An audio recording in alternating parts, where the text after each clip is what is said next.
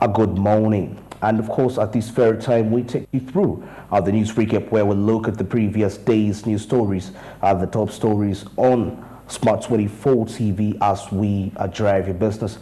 And of course, we are going to start with the COSASE and the Uganda Airlines, the assessments that are going on, a story that has been making quite enormous headlines all over the media.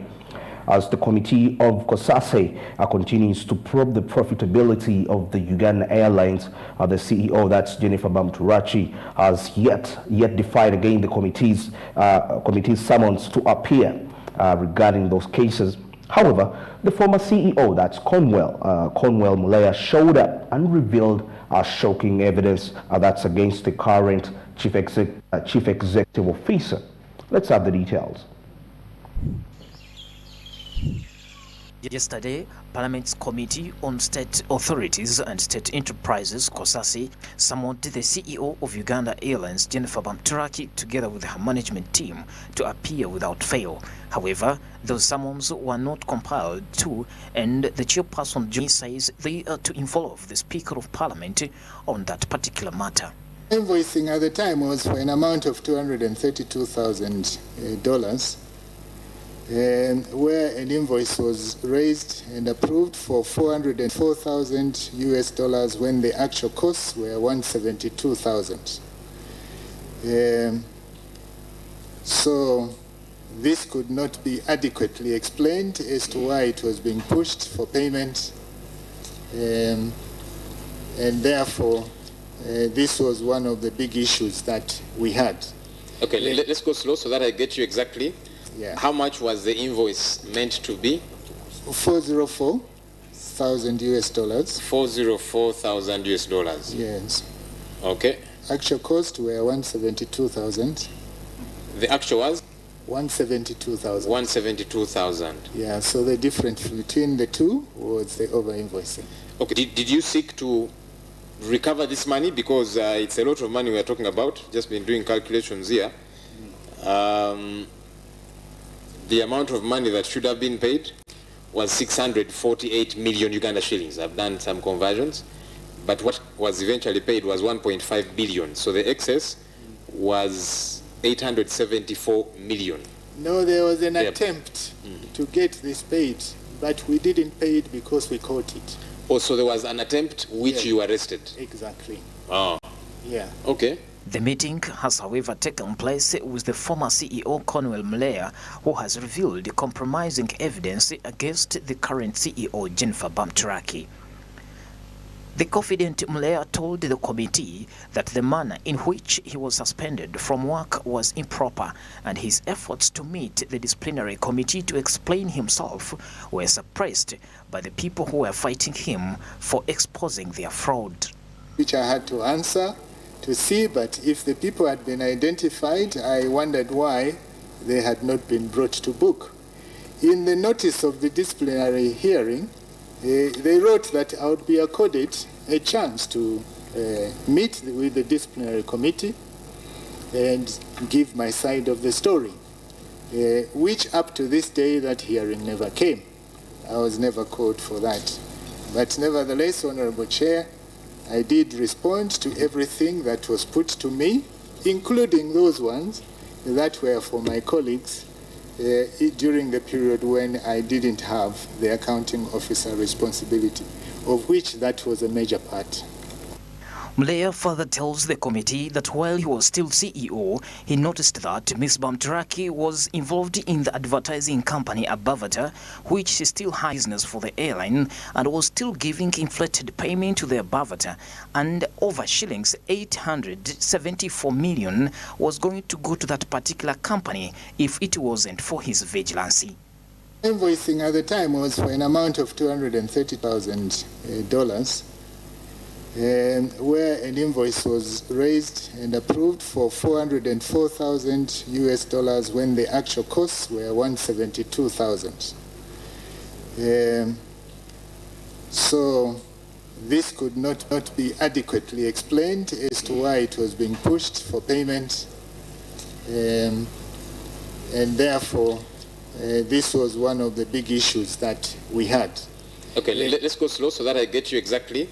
Yeah. How much was the invoice meant to be? 404,000 US dollars. 404,000 US dollars. Yes. Okay. Actual cost were 172,000. The actual was 172,000. 172,000. Yeah, so the difference between the two was the over-invoicing. Did you seek to recover this money? Because it's a lot of money we are talking about. Just been doing calculations here. The amount of money that should have been paid was 648 million Uganda shillings. I've done some conversions. But what was eventually paid was 1 billion. So the excess was 874 million. No, there was an attempt to get this paid, but we didn't pay it because we caught it. Also, there was an attempt which you arrested. Oh. Yeah. Okay. The committee also asked Mulea on the continued losses the airline kept making since its launch, and he told them that the company is still in its infancy stage and has 9 routes out of 20, and he hoped by now the airline would be making international flights, but it's only Dubai which cannot bring in more money.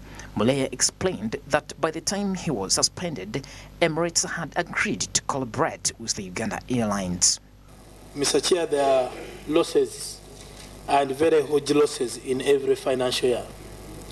In 2019-2020, according to auditor's report, it is 102 billion in terms of losses.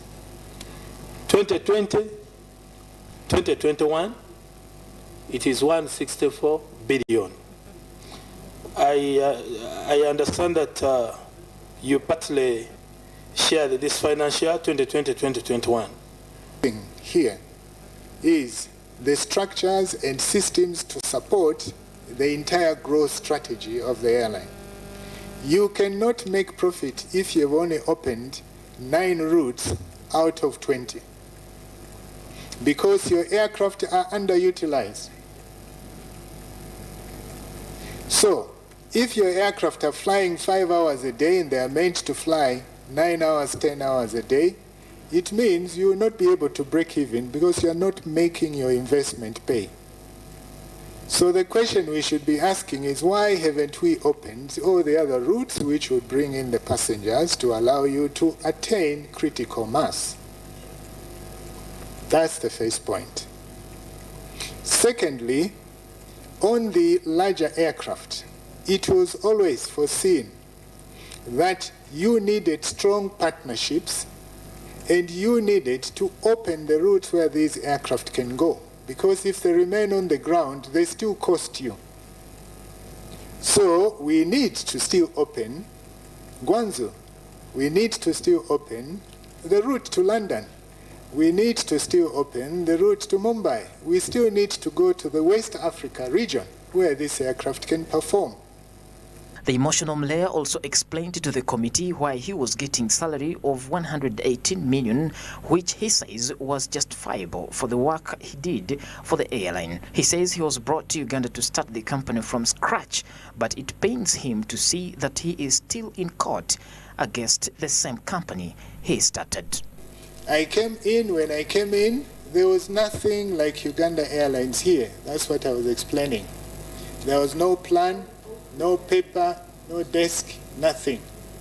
I had to build the plan. I had to build everything, negotiate. Honorable members, this is not a small task. It is not. I was going into meetings reading a 300-page agreement on aircraft purchases on my own. We get to the meeting, nobody has read it. The committee is to meet the Minister of Works and Transport, General Katumbo Wamala, together with the officials from the Ministry of Finance, to hear their side on Uganda Airlines saga.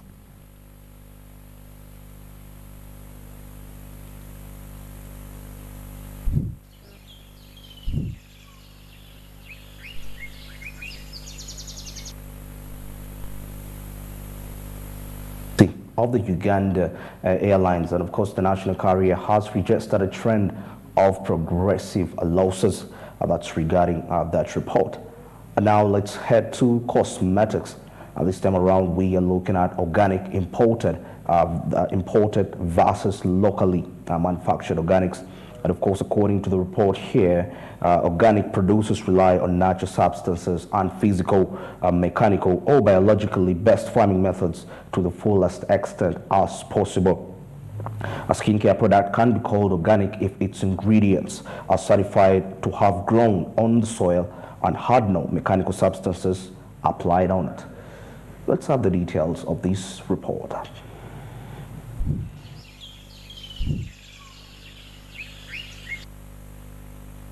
The cosmetics industry in Uganda grew by 50% from 2015 to 2018 to reach $45 million. Its growth is set to continue with a forecast compound annual growth rate of 4.7% between 2019 and 2021, according to market data.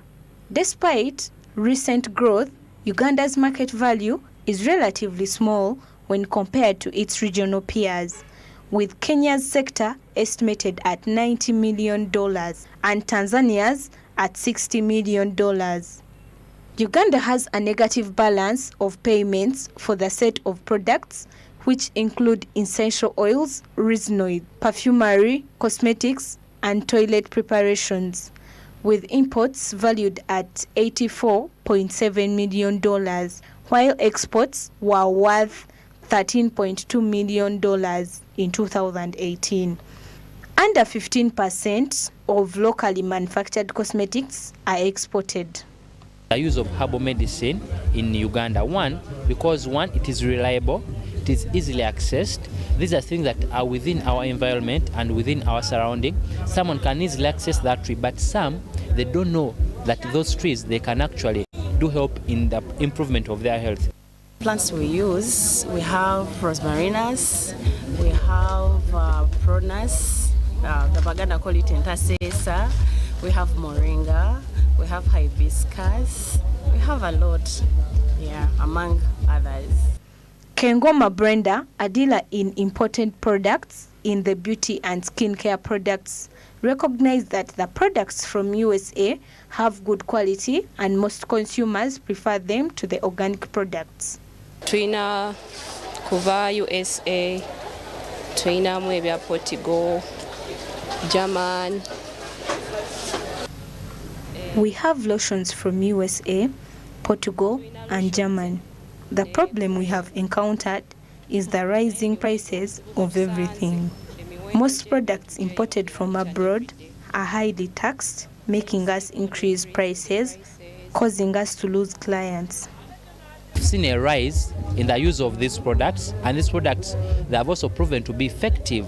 So we are generally seeing a rise of Ugandans taking up these products, and we are also doing a big work in trying to educate our masses on the benefits of these herbal products and natural products versus the other products that are synthetically made.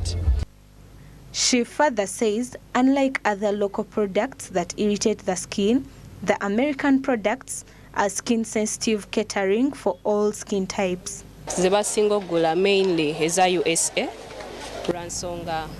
Most bought products are USA because lotions from there don't have certain chemicals that spoil and irritate the skin. You find some products from some other countries are not good with hydrochlorine, which affects the skin. The changing shape of the export market can be attributed to shifting global business market for cosmetics, which has seen Uganda's niche natural oils segment, such as shea butter, coconut oil, and avocado oil, attract new export destinations.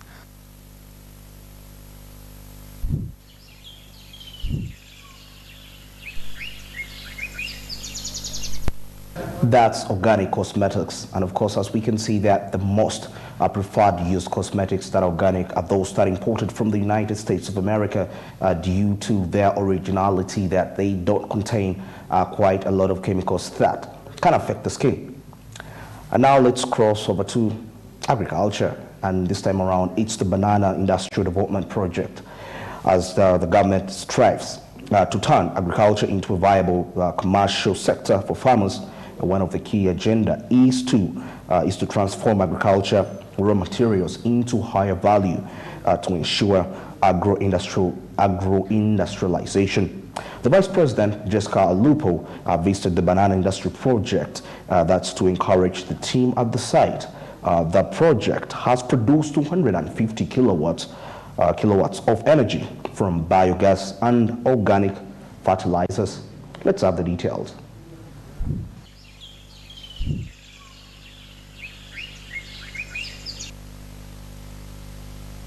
In 2005, His Excellency Yoweri Kaguta Museveni started an initiative of Presidential Initiative on Banana Industrial Development with an idea to start full-scale industrialization of Uganda's bananas.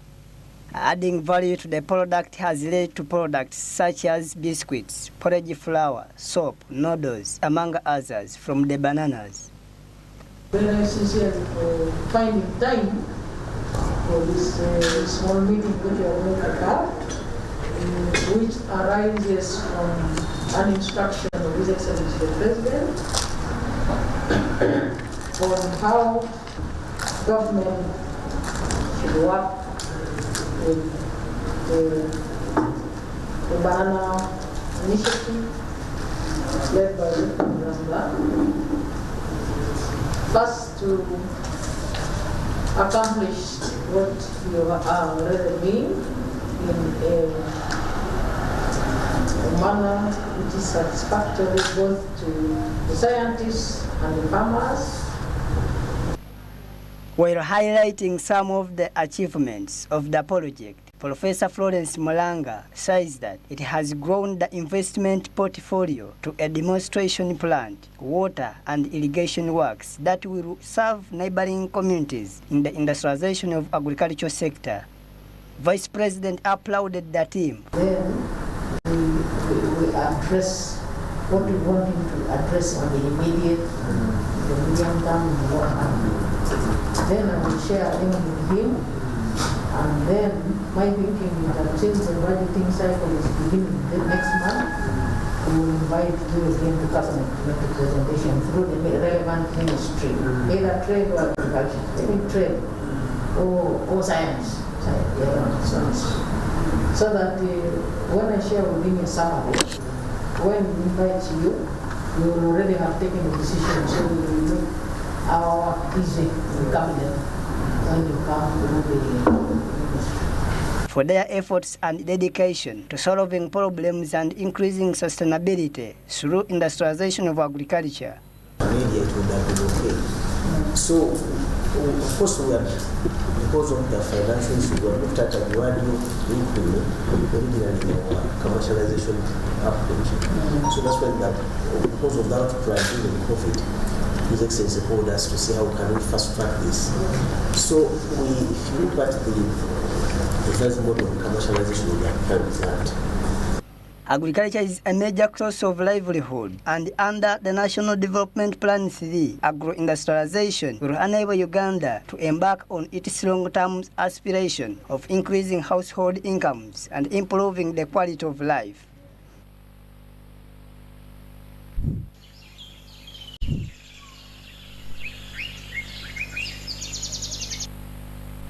That's agro-industrialization, and this time around, adding value onto the bananas.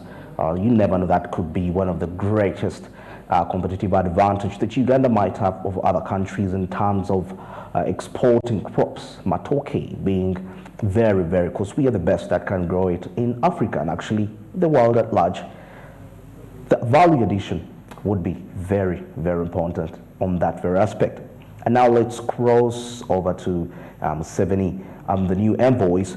President Yoweri Kaguta Museveni receives credentials from 6 new envoys as he reiterates Uganda's commitment to strengthening bilateral ties with the new envoys, respective of the respective countries.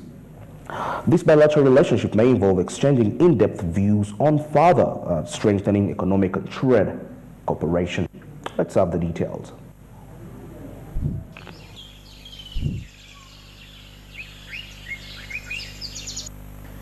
The president received the credentials from ambassadors, that's Muhammad Hassan of Pakistan, Ahmed Ibrahim Ahmed of Sudan, retired General George Agri from Kenya, Ismail Ayubami Alitis of Nigeria, and the new High Commissioner of the Republic of Ghana to Uganda, His Excellency Dempte Badiok Asari.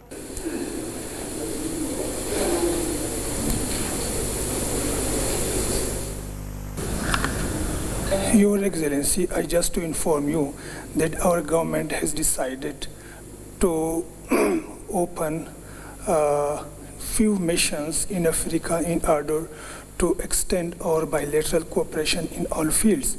So under that policy, we have just opened 5 new missions in Africa, in Djibouti, Uganda, Rwanda, Ivory Coast, and Ghana. This is the first phase, and hopefully we will engage the rest of the countries in future as well. Speaking at the ceremony, President Museveni welcomed the new envoys and assured them of strengthening bilateral relations. How do you like Uganda? I like Uganda very well. I was privileged to visit Uganda in 20. It was good. But you should always eat it with ground nuts. Aflatoxin comes from, it's a poison. That is the Yoruba, and then we have the nuts generally. Museveni later met with the new High Commissioner of the Republic of Ghana to Uganda, His Excellency Dempte Badiok Aseri, with whom they discussed the rich cultural diversity and historical ties between the two countries.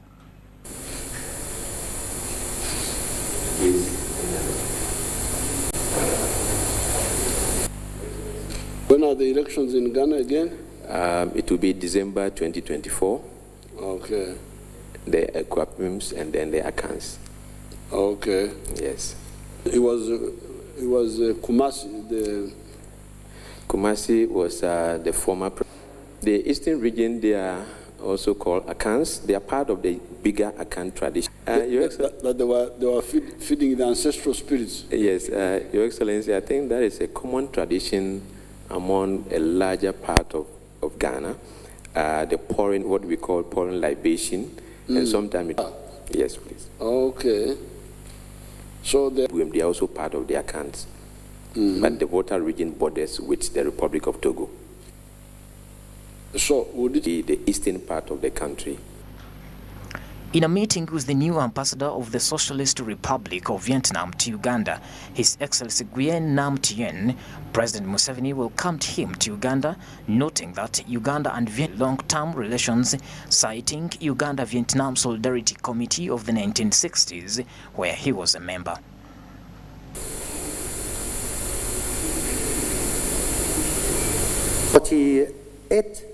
When General having answered that, you agree with me. When General can Magodi Kuya,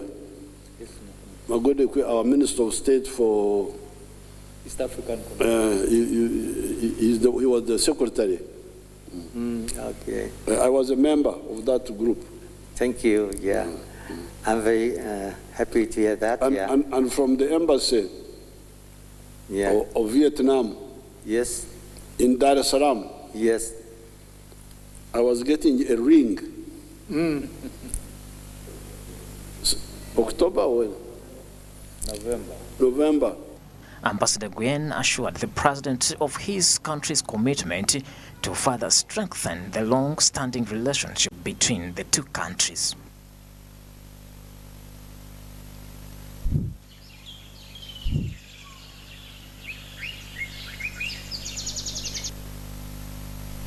President Yoweri Museveni are receiving credentials from over 6 new envoys. And we wind up the breakup with the youth in the parish development model, as the government has revamped the youth development strategy through different projects. For example, the parish development model and the Youth Venture Capital Fund, among others. This is aimed to compress the unemployment rate amongst the youth, which stands at 4.33%. Let's have the details.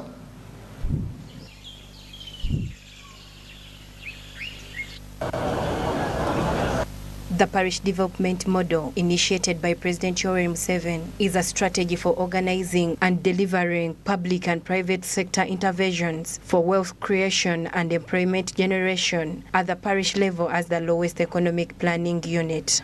Within this very project, youth are entitled to a certain percentage to enable them participate in different economic activities.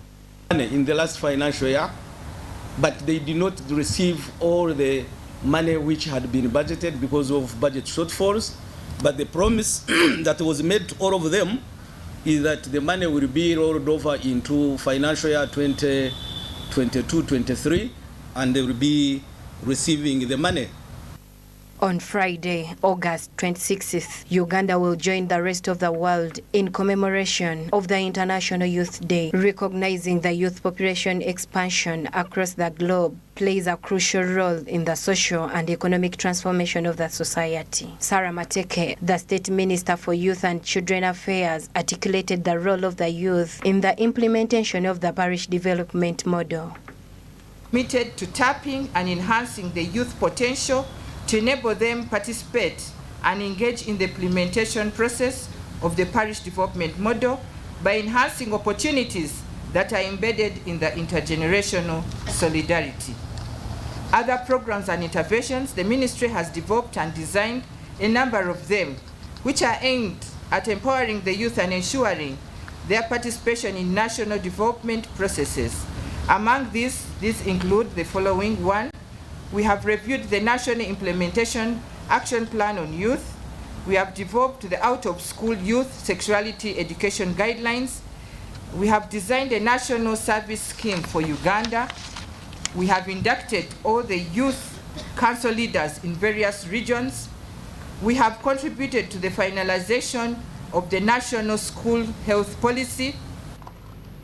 Youth in this case have also been urged to engage in development groups in order to benefit from the parish development model funds. Government can only distribute these funds wholesomely to a group, not to an individual, and there has been a positive response. The latest update by yesterday, over 8,000 SACCOs have already been formed across the districts in the whole country, because districts are at different levels. A month ago, when we went for the rollout sensitization, we found out that even within the districts, sub-counties, division, town councils were at different levels. But across the country, the production department, which is coordinating the formation of SACCOs, is doing a commendable job. And as yesterday's, the sharing from the Secretariat, over 8,000 are already constituted.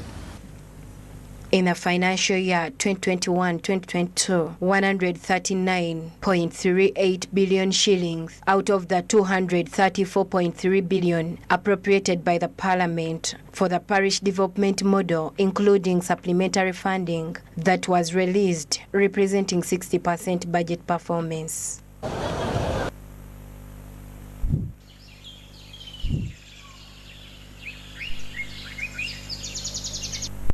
That's the youth on the parish development model. And that's it for the news recap this morning. Jerome Paul Sonko is right here to take you through our Smart Means business, and I'll be joining you right again on the ground. Yes, Smart Means business on ground. Good morning, Andrew Barija. Stick around.